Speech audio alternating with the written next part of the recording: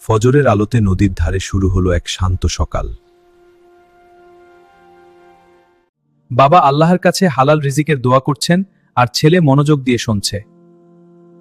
মা জায়নামাজ গুছাচ্ছেন আর মেয়ে তার পাশে দাঁড়িয়ে শান্তভাবে দেখছে।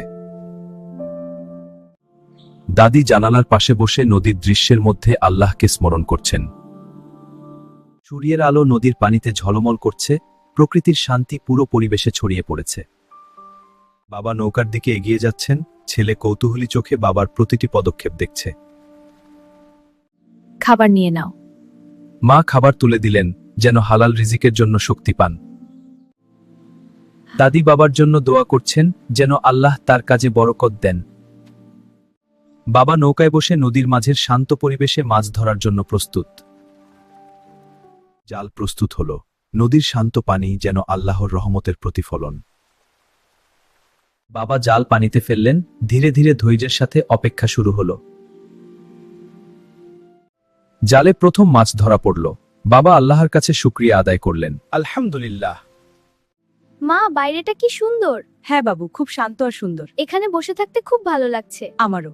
দাদি মেয়েকে ধৈর্যের গুরুত্ব এবং হালাল রিজিকের মূল্য শেখাচ্ছেন। বিকেলের দিকে বাবা নৌকা নিয়ে ফিরছেন, হাতে মাছ ভরা। ছেলে আনন্দে দৌড়ে এসে বাবাকে দেখল, হালকা মজার মুহূর্ত। বাবা, মাছগুলো কি আমরা পরিবারে খাবো? মা মাছ পরিষ্কার করছেন শান্তভাবে, পরিবারের জন্য হালাল খাবার প্রস্তুত হচ্ছে। বাবা কিছু মাছ প্রতিবেশীর হাতে তুলে দিলেন, হালাল রিজিকের শিক্ষা প্রচলিত হল। সন্ধ্যার আলো নদীর ধারে শান্তি ছড়িয়ে দিচ্ছে, আজান ভেসে আসছে। পরিবার মাগরিবের নামাজের প্রস্তুতি নিচ্ছে, শান্তির মুহূর্ত। নামাজ শেষে সবাই বসে দিন শেষে আল্লাহর কাছে শুকরিয়া জানাচ্ছে, আলহামদুলিল্লাহ, আমিন আমিন। চাঁদের আলো নদী ও ছোট্ট বাড়ির উপর পড়ছে, শান্তি ও প্রশান্তি ছড়িয়ে দিয়েছে। নৌকার হালাল রিজিক শুধু পেট ভরায় না, মনকেও শান্ত করে।